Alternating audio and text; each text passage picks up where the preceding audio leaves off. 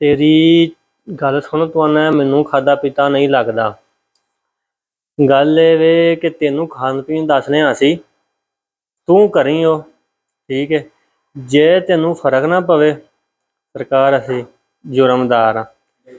तू साडी गल 1 महीना अमल करनी है, तेरा जुस्सा इंज भरया जाएगा, तेरे मूँह ते लालियां ठीक है। ते पता लगेगा तू कुछ है खाधी, तेरे घर दे ना तेनू पछाणनगे कि तू उन्हां दा मुंडा।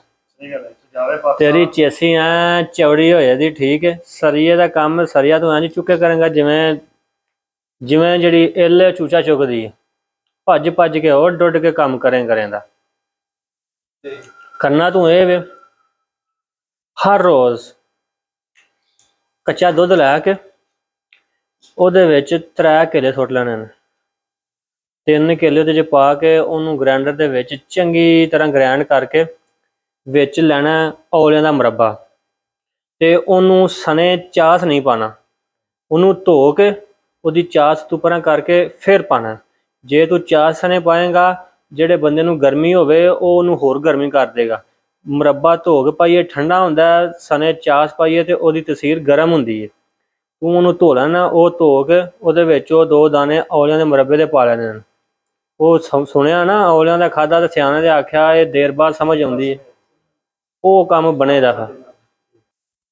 ਹੁਣ ਤੂੰ ਆ ਗਿਆ ਸਾਡੇ ਕੋਲ ਠੀਕ ਹੈ, ਤੇ ਤੇਰੀ ਚੇਸੀ ਹੁਣ ਚੁੱਕੀ ਜਾਏਗੀ।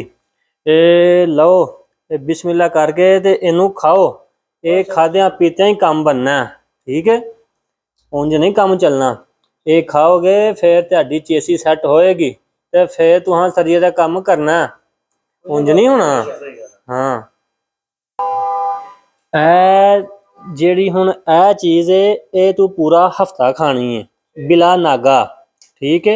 ਇਸ ਟਾਈਮ ਜਦੋਂ ਇਹ ਹਫਤਾ ਪੂਰਾ ਹੋ ਜਾਏਗਾ, ਨਾਲ ਮਿਲਕ ਸ਼ੇਕ ਜਿਹਾ ਦੱਸਿਆ ਉਹ ਬਣਾ ਕੇ ਪੀਣਾ। ਤੇ ਜਦੋਂ ਇਹ ਹਫਤਾ ਪੂਰਾ ਹੋ ਜਾਏਗਾ, ਨੈਕਸਟ ਜਿਹੜਾ ਉਹ ਦੋਸਤਾਂ ਨੂੰ ਵੀ ਤੇ ਤੈਨੂੰ ਵੀ ਤੁਹਾਨੂੰ ਅਗਾਹੀ ਰਹਿਨਮਾਈ ਜਿਹੜੀ ਉਹ ਬਾਅਦ ਚੋਂ ਕਰਾਂਗੇ ਠੀਕ ਹੈ।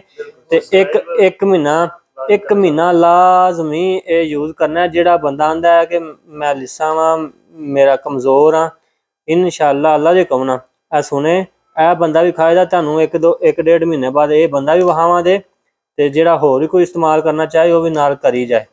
ते दूजी वीडियो इंशाअल्लाह बाद चाहिए, ते चैनल नूं सपोर्ट करो, सबसक्राइब करो, कमेंट करके दस्सिओ वीडियो किवें दी लगी। अगों नैक्सट पार्ट असीं बना के अपलोड करिए कि ना, तुहानूं किवें दी लगी है। मज़ीद इस तरह दीयां अच्छियां वीडियो वेखण वास्ते सुनन वास्ते साडा चैनल सबसक्राइब करो, लाइक करो, शेयर करो, बहुत ज़्यादा सपोर्ट करो। अच्छी चीज़ फैलाना सदका जारिया हुंदा।